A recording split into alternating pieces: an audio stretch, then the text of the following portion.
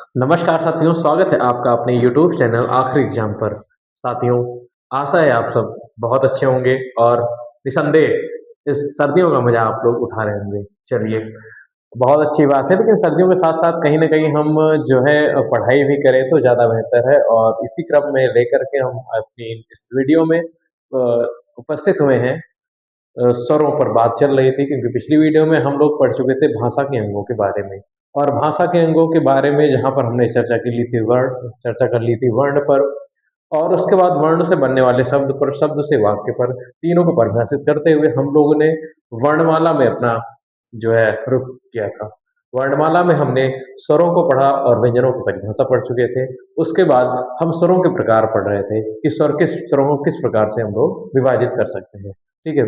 तो पहला हमने पढ़ा था कि अ, बोलने में जो समय लगता है उसके आधार पर, ठीक है? कालमान के आधार पे हमने जो है किस तरह से वर्णों को माफ़ी चाहते हैं, स्वरों को हमने विभाजित किया था। उसके बाद हम जो है आज स्वरों को एक दूसरे उस पर विभाजित कर रहे हैं कि रचना, बनावट, निर्माण या व्युत्पत्ति, ठीक है? या संरचना के आधार पर स्वरों के कितने भेद होते हैं? 2 भेद होते हैं, ठीक है? स्वरों के 2 भेदों की चर्चा की गई है। उसके बाद फिर देखते हैं पहला भेद कौन-सा है, तो पहला भेद हम देखते हैं कि मूल स्वर, ठीक है? मूल स्वर वे स्वर होते हैं जो अपने आप में स्वतंत्र हैं, जिनका निर्माण किसी अन्य स्वर के योग से नहीं हुआ है। जैसे आ, ठीक है? हम देखते हैं आ, अगर बात करें आ की तो अगर हम बात करते हैं आ की, ठीक है? तो आ ऐसा नहीं है ये बड़े आ की तरह जो है, ये बड़े वाले आ की तरह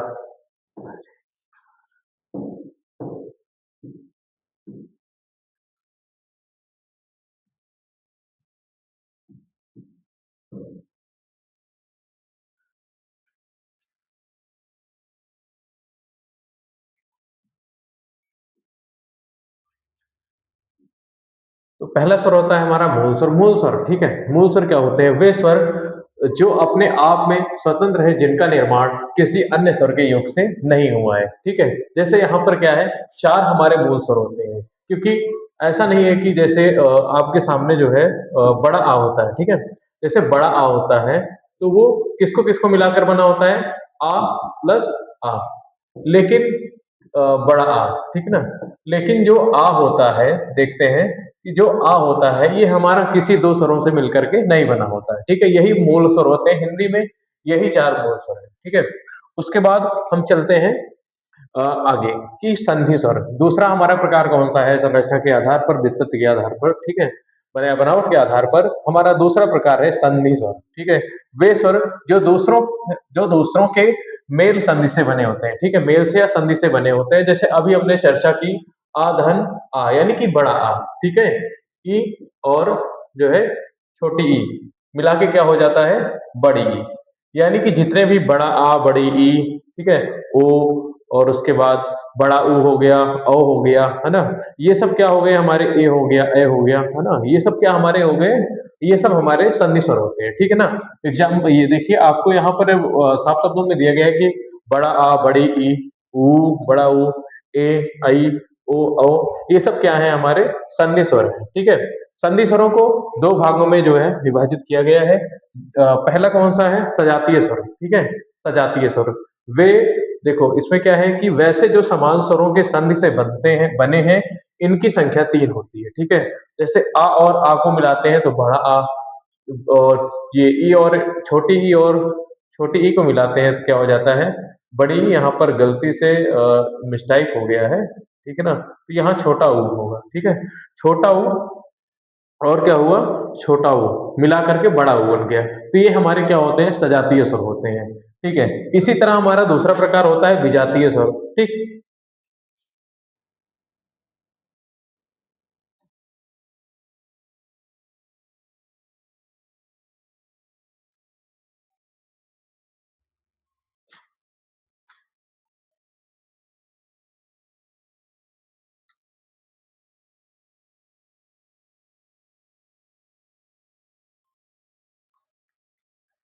इसी तरह हमारा विजातीय स्वर होता है। नंबर 2 पे हम देखते हैं विजातीय संधि स्वर, ठीक है? इसी तरह हमारा जो है विजातीय संधि स्वर होता है।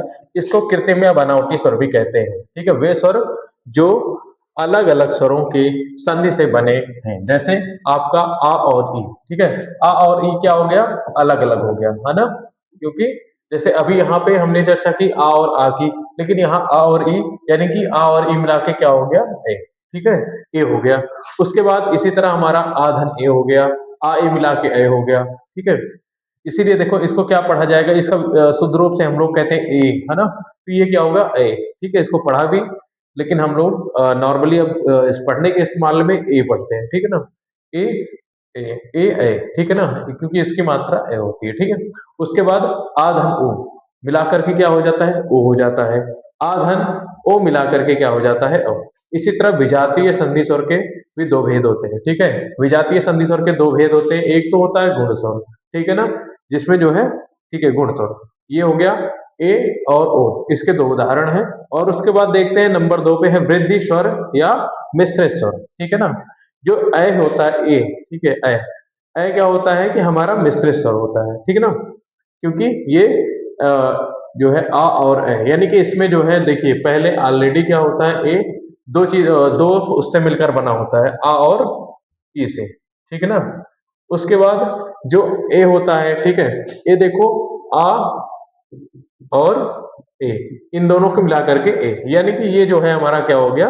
वृद्धि स्वर या मिश्रित स्वर, ठीक है? अब चलते हैं हम साथियों आगे अपने अगले उसमें। देखिए फिर दूसरा एक तीसरा प्रकार है, किस तरह से तीसरे प्रकार से स्वरों को जो है बांटा गया है, ठीक है? जिह्वा के प्रयुक्त जिह्वा के प्रयुक्त होने वाले भाग के आधार पर, जिस तरह से हमारे जीभ के भाग है, एक तो हमारा पश्च भाग है, एक मध्य भाग है और एक अग्रभाग है, ठीक है? तो हम अग्रभाग देखिए 3 भाग होते हैं, अग्रभाग, मध्य भाग और पश्च भाग, ठीक है? तो अग्रभाग देखिए अग्रभाग, ठीक है, अग्रस्वर, ये अग्रस्वर जो होते हैं वह स्वर जिनके उच्चारण में जीवा का अग्रभाग प्रयुक्त होता है, अग्रस्वर कहलाते हैं। यानी कि जब हम अपनी जीभ के आगे वाले हिस्से से किसी किसी स्वर को बोलते हैं तो वो क्या कहलाते हैं? हमारे अग्रस्वर। जैसे ई हो गया, ई, है ना? कहाँ पे? ना हमारा अंदर से हमने जीभ का जो है सबसे बाहरी भाग इसमें इस्तेमाल किया है, ई, और बड़ी ई में ई, उसके बाद री, फिर ठीक है? ये बात हो गई। उसके बाद फिर मध्य स्वर में देखते हैं कि वे स्वर जिनके उच्चारण में, ठीक है? वे स्वर जिनके उच्चारण में जिह्वा का मध्य भाग प्रयुक्त होता है, ठीक है? मध्य स्वर कहलाते हैं। जैसे है ना? कहते हैं ठीक है? इसमें हमारा क्या हुआ? जो जीभ का बीच का हिस्सा होता है वो क्या होता है? थोड़ा-सा उठा हुआ होता है और आगे का हिस्सा थोड़ा गिरा हुआ था, है ना? जीभ हमारी क्या होती है? रखी हुई होती है, ठीक है? ऐसा नहीं है कि जीभ कोई मूवमेंट कर रही है, बीच से बिल्कुल उठी हुई होती है थोड़ी, है ना? तो क्या होता है? उसके आधार पर हम छोटा आ को जो है बोलते हैं ठीक है? उसके बाद पश्च स्वर की बात आती है, वे स्वर जिनके उच्चारण में, ठीक है, जिनके उच्चारण में जिह्वा का, ठीक है, जिह्वा का जिनके उच्चारण में जिह्वा का अंतिम भाग, है ना? जिह्वा का अंतिम भाग प्रयुक्त हो, पश्च स्वर कहलाते हैं, ठीक है? जैसे ऊ, है ना? तो ये क्या हुआ? हमारा जैसा मूवमेंट जीभ के पिछले हिस्से का रहेगा, जैसा जो है उसको बोलना होगा, जब मान लीजिए ऊ बोलते हैं तो वो उसी तरह हमारी जीभ क्या करती है? इधर-उधर मूव करती है। तो आ, ऊ, ऊ, ठीक है? उ, ऊ, ओ, औ, आ, ठीक है? बड़ा आ जो होता है वो भी क्या होता है? पश्च स्वर में आता है क्योंकि आ, है ना? ओ, ठीक है? जैसे हमने आ को क्या पढ़ा? छोटे आ का फिर बड़े आ का आ, है ना? तो इस तरह से लेकर के हम देखते हैं कि किस तरह से जीभ के आधार पे, ठीक है, जिह्वा के आधार पे जो है हम क्या करते हैं? स्वरों को 3 भागों में विभाजित करते हैं। उसके बाद चलते हैं हम होस्ट, ठीक है? यानी कि होठ के ओष्ठ या मुखाकृतियों के आधार पर, ठीक है? जिस तरह से हमारी मुखाकृतियाँ बनती हैं, ठीक है? मुख का आकार हमने जैसे कहा, क्या नाम है? ऊ, है ना? ऊ, ओ, है ना? इस तरह करके, ठीक है? चलो हम देखते हैं कि ये कितने प्रकार के होते हैं, ठीक है? होस्ट या इनके आधार पे कितने प्रकार से बाँटा गया है। तो गोलाकार, वृत्तमुखी, वृत्ताकार, ठीक है ना? गोलाकार, वृत्तमुखी या वृत्ताकार तीनों एक ही बातें हैं, ठीक है? तो तीनों को हम देखते हैं कि किस तरह से हमारा मुँह जब गोलाकार स्थिति में खुलता है, ठीक है? वे स्वर जिनका उच्चारण करते समय ओष्ठ गोल हो जाते हैं अर्थात वृत्त जैसी आकृति ग्रहण कर लेते हैं, तो उनको क्या कहा जाता है? अ, ठीक है, तो वो क्या होते हैं गोलाकार स्वर, ठीक है ना? गोलाकार या फिर वृत्ताकार, ठीक है? इस तरह। उसके बाद जैसे एग्जाम्पल के लिए हमने अभी बताया ही आपको उ, ऊ, औ, है ना? हमने सिर्फ अपने होठ को जो है गोलाकार रखते हुए उसी में थोड़ा बहुत मूवमेंट किया, थोड़ा बहुत उसी को हिलाया अपने होठों को और हालाँकि होठों को हिलाना ही नहीं है, होठों को इस स्थिति में जो है मूव करना है कि जैसे आपका मतलब जो है ये गोलाकार स्थिति बनी रहे, ठीक है? उ, ऊ, औ, है ना? तो इस तरह। उसके बाद क्या करते हैं? फिर हम देखते हैं आवृत्तिमुखी या फिर प्रशोथ या आवृत्ताकार, ठीक है? इसको समझते हैं, इसका दूसरा ठीक है? यहाँ पे है, ठीक है?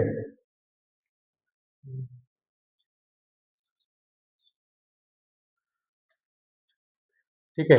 ये है कि वे स्वर जिनका उच्चारण करते समय वे स्वर जिनका उच्चारण करते समय होष्ठ गोल नहीं होते अपितु फैल जाते हैं, उन्हें आवृत्ताकार कहा जाता है। जैसे अ आ, ठीक है? अ आ, है ना? फैल गया बिल्कुल मुंह। उसके बाद ई ई, है ना? इसमें भी हमारा जो है होठ क्या हुआ? फैल गया। उसके बाद ए ऐ, ठीक है? ए ऐ, इसमें भी क्या हुआ? हमारा मुंह जो है बिल्कुल फैल जा रहा है, ठीक है?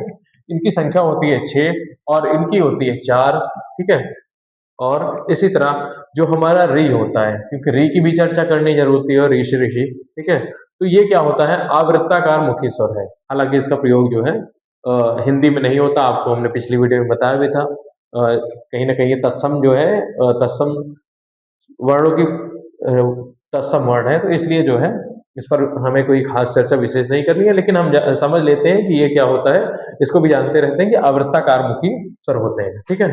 उसके बाद हम चलते हैं अपने जो है अगले विभाजन पर कि जहाँ मुख के खुलने के आधार पर, ठीक है? मुख के खुलने के आधार पर हम जो है स्वरों का विभाजन करते हैं। ये समृद्ध स्वर, ठीक है? जिन स्वरों को उच्चारण में मनुष्य मुख्य, ठीक है? मुख, देखिए यह मुख है, ये मुख ना के बराबर खुलता है अर्थात लगभग बंद रहता है। जैसे कि हमने क्या कहा ई, है ना?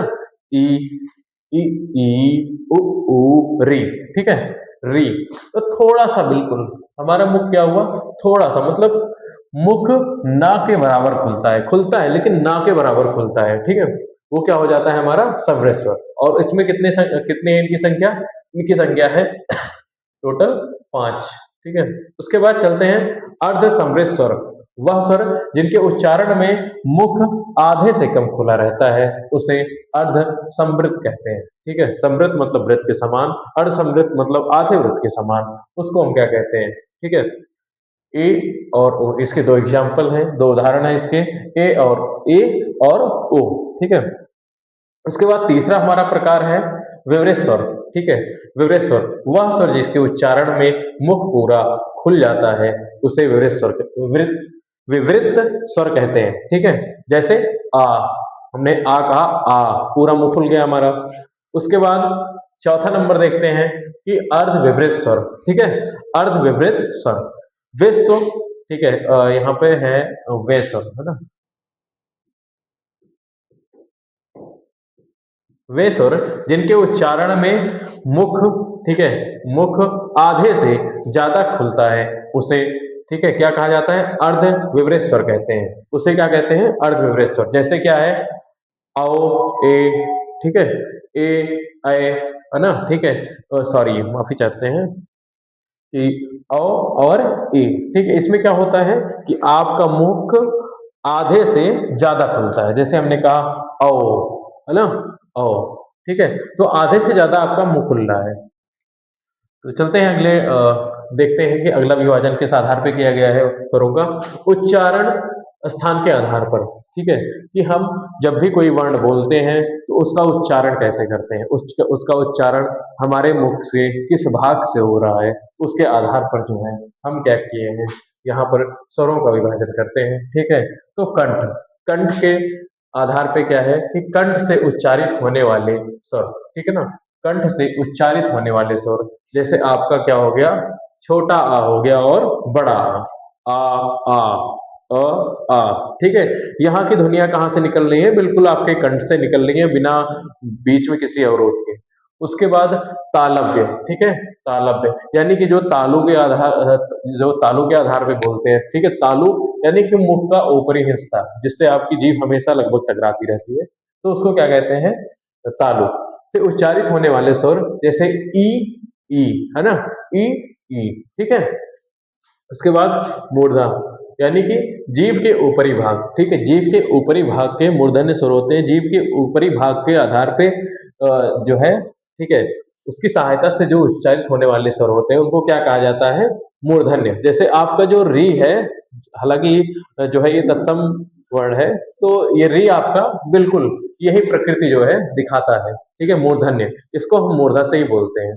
उसके बाद चलते हैं हम ओष्ठ पर, ठीक है, होठों के आधार पे, ओष्ठ के आधार पे कौन से कौन से स्वर बोले जाते हैं, तो होठों से उच्चारित होने वाले स्वर जिनमें होठ गोल होते हैं, जैसे ऊ ऊ, है ना, ऊ ऊ, ये पूरा जो है आपके सिर्फ होठों पे ही डिपेंड है कि आप, अब अगर आपका होठ जो है थोड़ा भी बंद हुआ तो वो ऊ क्या हो जाएगा, चेंज हो जाएगा, कोई दूसरा आपके मुख से वर्ण निकलेगा, ठीक है, कोई दूसरा स्वरय व्यंजन निकल जाएगा, ठीक है। लेकिन हमें ऊ बोलने के लिए एकदम मतलब जो है निर्धारित रहता है कि आपको होठ जो है बिल्कुल अ, होठों के ऊपर डिपेंड होता है कि होठों की सहायता से ही बोले जाते हैं, ठीक है ना, होठ से उच्चारित होने वाले, ठीक है।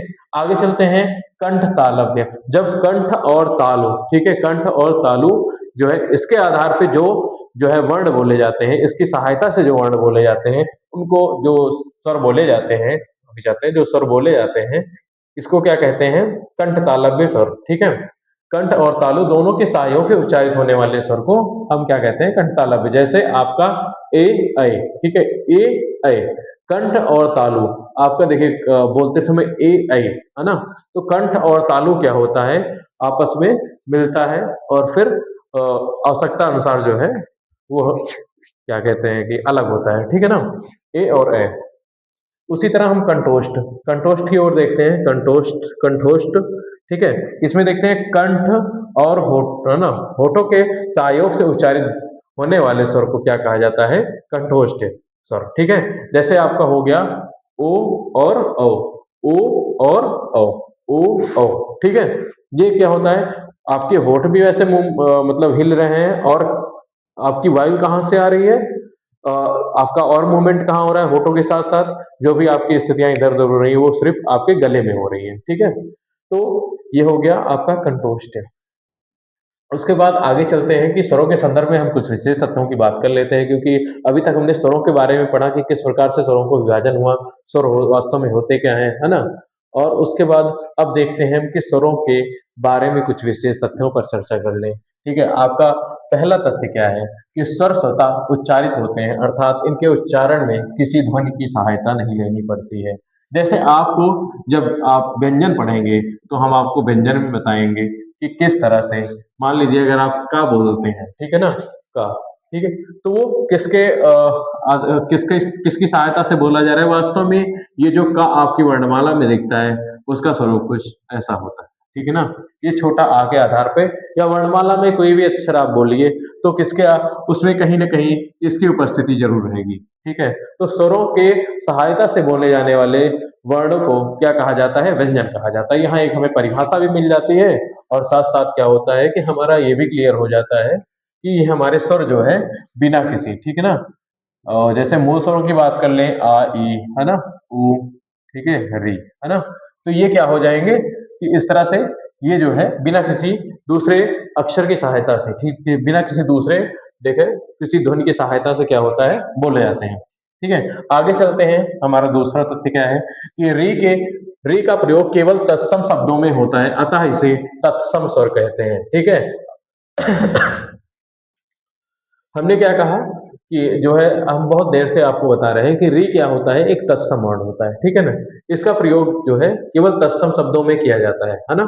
जैसे री से क्या हो गया आपका ऋषि, ठीक है ना, और क्या हो गया ऋण, अच्छा, इनमें एक खासियत ये होती है कि इनमें कुछ के जो है तद्भव नहीं होते। जैसे आपके ऋषि शब्द का कोई तद्भव नहीं है, ठीक है ना? वो तत्सम ही है और तत्सम ही रहेगा। बल्कि यहाँ बात करें अगर हम ऋण की, तो इसका क्या हो जाता है? ऋण, है ना? ठीक है? तो इस तरह से हम देखते हैं कि जहाँ पर भी जो है क्या होता है कि अगर रि शब्द रि वर्ण है, रि स्वर है आपका, तो वहाँ क्या हो जाएगा? वो एक तरह से तत्सम शब्द माने जाएँगे, ठीक है ना? उसके आगे देखते हैं कि एक हमारा एक विशेष, देखिए यहाँ पर एक ध्यान देने वाली बात है कि आपका है ना? जैसे आपका आपने लिखा क्या? डॉक्टर, है ना? ऐसे लिखा आपने देखा होगा, है ना? आपने देखा होगा कि इस तरह से हमारे डॉक्टर मान लीजिए, उसके आगे जो भी हो, है ना? डॉक्टर अस्थाना कुछ भी मान लीजिए, है ना? तो आप लोगों ने बहुत सारे डॉक्टरों के देखे होंगे, तो जब हिंदी में डॉक्टर ऐसे लिखा हुआ होता है शॉर्टकट में, है ना? बहुत ही जो है संक्षिप्त में, तो बिल्कुल ऐसे लिखा होता है, तो इसको क्या होता है कि अंग्रेजी से हिंदी में है, ठीक है ना?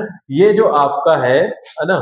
ये ये आपका अंग्रेजी से हिंदी में आया है और वैसा का वैसा क्या हुआ? ग्रहण कर लिया गया। उसके बाद जो है इसे जो है क्या कहा जाता है? आगत या ग्रहित, ठीक है ना? आगत या ग्रहित वर्ण भी हम कह सकते हैं या सब कह सकते हैं, ठीक है ना? वर्णमाला में इसे स्वीकार नहीं किया गया है, ठीक है? अभी तक हिंदी वर्णमाला में इसको स्वीकार नहीं किया गया है। यह आ तथा ओ के बीच की ध्वनि है, ठीक है ना? अ, ठीक है, जैसे डॉग, है ना? तो डॉग आपका कैसे लिखा जाता है? इस तरह, है ना? ये आपका डॉग। ये देखिए आपका ये जो है, ये ये जो है इसका ज़िक्र कहीं पर आपने वर्णमाला में नहीं पढ़ा होगा, लेकिन ये अंग्रेजी से आया तो ऐसे भी ऐसे स्वीकार कर लिया गया, ठीक है ना? तो इसको एक तरह से हम गृह स्वर कह सकते हैं, ठीक? स्वरों के उच्चारण में सांस की मात्रा कम लगती है, अतः सभी स्वर क्या होते हैं? अल्प प्राण, जैसे है ना? इ, ई, ठीक है? इ, ई, उ, है ना? इ, ऐ, ओ, औ, ठीक है ना? अगर इसको हम पढ़ के देखते हैं, है ना? री, ठीक है? तो इसमें क्या होता है? बहुत जल्दी हम इसको बोल जाते हैं, है ना? बहुत जल्दी ही हमारे मुख से निकल जाता है, तो इसमें क्या होता है? बिल्कुल भी सांस की मात्रा बहुत कम लगती है, इसलिए इसे अल्प प्राण कहा गया है, ठीक है? अगर हम देखते हैं कि जो है और एक, ठीक है, पाँचवाँ हम देखते हैं तथ्य क्या है कि स्वरों का उच्चारण करते समय स्वर तंत्रियों में कंपन, गूंज या नाद होता है, अतः सभी स्वर क्या होते हैं? सघोष, ठीक है? घोष, सघोष, ठीक है? चाहे आप उसको घोष कह लीजिए, चाहे सघोष कह लीजिए, होते हैं, ठीक? उसके बाद जो है इसका अगर आपको एग्ज़ाम्पल देखें कि तो जो भी हमारी जो ऋचाएँ होती है ना, किस तरह से उनमें क्या होता है, ठीक? किस तरह से वो सघोषित होती हैं, ठीक है? उसके बाद चलते हैं हम आगे कि अब देखते हैं कि अयोगवाह ध्वनियों, ठीक है? अयोगवाह ध्वनियों की संख्या हिंदी में कुल 4 अयोगवाह ध्वनियाँ मानी गई हैं और वो क्या-क्या होती हैं? अनुनासिक, ठीक है? अनुनासिक, आपने देखा होगा ना, एक बढ़िया उदाहरण ले लेते हैं हम, चाँद, है ना? चाँद, हालाँकि जो है अब इसका तो प्रचलन जो है हालाँकि नहीं अभी चल ही रहा है, ये इतना कट कर देना, ठीक है? ठीक है? इसका बढ़िया एक एग्ज़ाम्पल देखते हैं, चाँद, है ना? और 5, है ना? 5, ठीक है? हालाँकि अब 5 कैसे लिखा जाने लगा है, लगभग लोग ऐसे लिखते हैं, है ना? धीरे-धीरे प्रचलन में ये बदलाव देखने को हमको मिल रहा है, ठीक है? उसके बाद अनुस्वार, ठीक है? ये यही होता है, अनुस्वार जैसे मान लीजिए एक बढ़िया एग्ज़ाम्पल अंश, है ना? और क्या? और भी कुछ रख लीजिए, है ना? जैसे तंज, है ना? ठीक है? और कोई एग्ज़ाम्पल ले लीजिए आप, जंग, है ना? इस तरह के जो है आपने देखे होंगे बहुत सारे शब्द। अच्छा, उसके बाद क्या होता है हमारा तीसरा प्रकार विसर्ग, है ना? जैसे हमने क्या पढ़ा है? दुःख, है ना? हालाँकि ये क्या होता है, अभी इसके बारे में हम लोग विशेष बढ़िया से चर्चा कर रहे हैं नीचे, लेकिन एक एग्ज़ाम्पल हम लोग देखते चलते हैं, दुःख, है ना? और उसके बाद क्या होता है? और स्वतः, है ना? स्वतः एक शब्द होता है। इस तरह से आपको बहुत सारे शब्द जो है आपकी शब्दावली में मिल जाएँगे, जो जिनमें विसर्ग लगा रहता है। उसके बाद एक तीसरा हमारा वो चौथा है हलन, ठीक है ना? जैसे क्या हो गया? कहते हैं जैसे सत, कहते हैं सत सत प्रणाम, है ना? आपको सत सत प्रणाम, ठीक है ना? यानी कि सत सौ सौ, ठीक है? सौ सौ बार, ठीक? इस तरह के शब्द हम लोग देखते हैं। चलिए, इस पर हम विशेष चर्चा करते हैं, विस्तृत चर्चा करते हैं, ठीक है? तो हमारा पहला क्या हो गया? अनुनासिक, ठीक है? उदाहरण, इनकी प्रकृति और उदाहरण के बारे में देखते हैं, तो अनुनासिक, ठीक है? प्रकृति, इसकी क्या होती है? प्रकृति क्या होती है? नासिका, ठीक है? नासिका लक्षणा, ठीक है? नासिका लक्षणा, नाक से क्या होता है, उच्चारण होता है। इसका उच्चारण कहाँ से होता है? नाक से। जैसे माँ, है ना, माँ, है ना। हम लोग आजकल नॉर्मली बोलते हैं माँ, है ना। तो वहां पे हम लोग गलत उच्चारण करते हैं, वास्तव में उसका सही उच्चारण होता है माँ, है ना। और उसके बाद चांद, है ना, चांद, ठीक है। हम लोग आजकल ये वाला बताया ना हमने, क्या कहते हैं, ये वाला, इस वाले चांद का हम लोग बोलते हैं तो इस तरह बोलते हैं चांद, अगर उसको सही सही लिखा जाए, जो हम अभी इस समय बोल रहे हैं, लेकिन सही वास्तव में इसको इस तरह बोले चांद, है ना। उसके बाद हंसना, ठीक है ना, यानी कि आपके नाक से हा, ठीक है, और ये इसका उच्चारण होना चाहिए, ठीक है ना। जो हमारा अनुनासिक होता है ना, उसका भी उच्चारण आपकी नाक से, हंसना, चांद, है ना। हम लोग नॉर्मली क्या कहते हैं, चांद, हंसना। अब तो बहुत नॉर्मल बातें हो गई हैं ये, क्योंकि हम लोग धीरे धीरे भाषा में परिवर्तन, कहीं ना कहीं हम लोगों के बोलने के तौर तरीके से भाषा में ही परिवर्तन होता चला जा रहा है, और हम लोग वैसे लिखते भी जा रहे हैं, ठीक है। और उसके बाद अनुस्वार, ठीक है। आपका दूसरा आता है अनुस्वार। अनुस्वार यानी कि चंद्रबिंदु, ठीक है ना, जिसको हम लोग कहते हैं। तो इसकी प्रकृति क्या होती है? नासिका लक्षण, ठीक है, नासिक लक्षण, ठीक है। हम इसको भी नाक से ही बोलते हैं, बिंदु से दर्शाया जाता है, अगले व्यंजन पर निर्भर होता है, ठीक है ना। जैसे उदाहरण क्या होता है? गंगा। अच्छा, आपको एक मजे की बात बताएं, आप यहाँ पर ये जो है बिंदु है, इसको आप कैसे जानेंगे कि यहाँ पर क्या होना चाहिए, है ना। यहाँ पर किसके स्थान पर, जैसे आप जो है ये करते थे, है ना, जैसे हमने कहा दम्भ, है ना, ये शब्द लिख दिया, लेकिन हमारे उच्चारण में दम्भ मतलब माँ आ रहा है। तो हम लोग कैसे देखेंगे? तो हम इसको इस तरह देखते हैं कि हमारा जो ये भा है, किस वर्ग का है? पा वर्ग का, है ना, पा वर्ग का, ठीक है ना। तो पा वर्ग का, एक सेकंड यार, पा फा फा भा मा, हाँ, पा, देखो, ठीक है, ये हमारा भा क्या है? पा वर्ग का। तो उसका जो पांचवा अक्षर होता है पा वर्ग में, वही जो है हमारा ये हमारा बिंदु लगता है, ये जो हमारा अनुस्वार लगता है, ये जो है उसी अक्षर को लेकर के लिखा जाता है। जैसे दम, है ना, ये शुद्ध तो ऐसे होता है दम, है ना, लेकिन हम लोग इसको जो है क्या नाम है, अनुस्वार के आधार पे इस तरह लिख सकते हैं, ठीक है ना। उसी तरह हम देखते हैं कि कोई और, आप यहाँ पे गंगा है, तो यहाँ पर हमारा बीच में क्या होना चाहिए? इस तरह, ठीक है ना, अंगा होना चाहिए, है ना। और उसके बाद फिर अंगूर, जैसे, तो गा, ठीक है, गा किस में आता है? यहाँ पर भी यही होना चाहिए। अच्छा, जब मान लीजिए संतान, ठीक है, हम लोग वास्तव में अगर देखें तो संतान को कैसे लिखे हुए हैं आप लोग? ऐसे लिखना चाहिए, लेकिन जब हम लोग अनुस्वार लगाते हैं तो क्या हो जाता है? संतान, है ना, ठीक है। तो इसके जो है, ये हमारा, इससे ये सिद्ध होता है कि देखिए, ता वर्ग, है ना, ता वर्ग का जो पांचवा अक्षर होता है ना, यानी कि ये हमारा अनुसार किसके जगह स्थान पे लगा है? ना के स्थान पर, ठीक है। ये इसीलिए अनुसार विशेष रूप से इसीलिए जो है इनका निर्माण हुआ था, और इनकी उपयोगिता भी यही है, ठीक है, कि कहीं ना कहीं शब्दों को और संक्षिप्त किया जाए, ठीक है। आगे चलते हैं हम लोग, विसर्ग। विसर्ग देखते हैं, ठीक है। इसकी प्रकृति क्या होती है? अघोष होते हैं, महाप्राण, ठीक है। और इसके इनके जो लक्षण होते हैं वो क्या होते हैं? हल्की, यानी कि हा जैसी ध्वनि निकलती है, ठीक है, बोलने पर, जैसे दुख, है ना, दुख, ठीक है। तो हमारे दुख, है ना, दा के साथ जो है क्या होती है? हा जैसी ध्वनि, प्रायः, है ना, यह, उसके बाद या के बाद हा, फिर अतः, स्वतः, इस तरह से जो है हमारे जितने भी शब्द होते हैं, ठीक है, वो क्या होते हैं? इसमें बोलने के बाद हा की, ऐसा लगता है कि हम साथ में हा भी बोले, प्रातः, है ना, लेकिन हम लोग हा वास्तव में नहीं होता, वो होता है यही विसर्ग, ठीक है। आपकी विसर्ग के जगह पे जो है, विसर्ग की वजह से जो है ऐसी ध्वनियां निकलती हैं, ठीक है। उसके बाद एक चौथा आता है हलंत, ठीक है। हलंत से तो आप सभी परिचित होंगे, लेकिन फिर भी यहाँ पर हम लोग पढ़ रहे हैं तो एक विस्तृत तरीके से पढ़े उन चीजों को, ठीक है।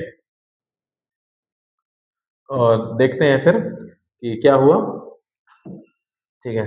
हलंत, प्रकृति इसकी क्या होती है? अव्यक्त लक्षण, ठीक है, अव्यक्त लक्षण, ठीक है। माफी चाहते हैं, प्रकृति इसकी अव्यक्त होती है, और लक्षण इसका क्या होता है? कि व्यंजन से स्वर को हटाता है, ठीक है, व्यंजन से क्या करता है? स्वर को हटा देता है। जैसे अभी हमने थोड़ी देर पहले एक उदाहरण दिया था कि का, है ना, का किससे मिलके बना है? का, ठीक है, हाँ। तो हमने यहाँ क्या किया था? हलंत लगाया था ना। तो यह कि इसने इसमें क्या हुआ? ये जो हमारा स्वर था, ये व्यंजन से हट गया, व्यंजन से स्वर को हटाता है, यानी कि सत, ठीक है, जैसे आपका लिखा हुआ है यहाँ सत, ठीक है। तो इसमें हम अगर जोड़ दें इसको, आ को, तो ठीक है, मान लो ऐसे आ जोड़ दिया हमने, तो कुछ ऐसा इसका स्वरूप हो जाएगा, ठीक है? इसका स्वरूप कुछ ऐसा हो जाएगा, सत, है ना? लेकिन सही तो वास्तव में सही ये होगा, ये सत, इतना सही होगा, ठीक है ना? सत, तत, है ना? तो ये संस्कृत में जो है इनका भरपूर प्रयोग हुआ है। हलंतों का जो है संस्कृत से हलंत आए थे और संस्कृत में इनका भरपूर प्रयोग आपको देखने को मिल जाता है ना? जैसे किम हो गया, है ना? जैसे अगर हमने किम लिखा, ठीक है? किम किम जोंग की बात नहीं हो रही है यहाँ, किम शब्द की बात हो रही है अगर आप संस्कृत में चलते हैं तो, ठीक है? तो वहाँ पर भी एक हलंत हमको देखने को मिलता है, तो इसका संस्कृत में आप देखिए बहुत ही बाहुल्यता से इसका प्रयोग किया गया है, ठीक है? तो साथियों जैसे हमने जो है आज इन पर विशेष उस पर चर्चा कर ली है, विशेष बातों पर कि किस तरह से स्वरों का विभाजन हुआ, किस आधार पे हुआ, इसके सभी विभाजन के सभी आधारों पर हमने चर्चा कर ली है।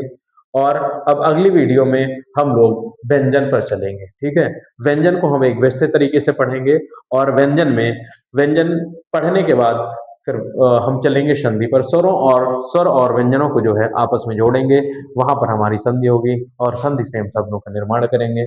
उसके बाद फिर जो है हमारे आगे की यात्रा ऐसे अनवरत चलती रहेगी और हम बेहतर से बेहतर कोशिश करेंगे आपको अच्छे से समझ में आ जाए।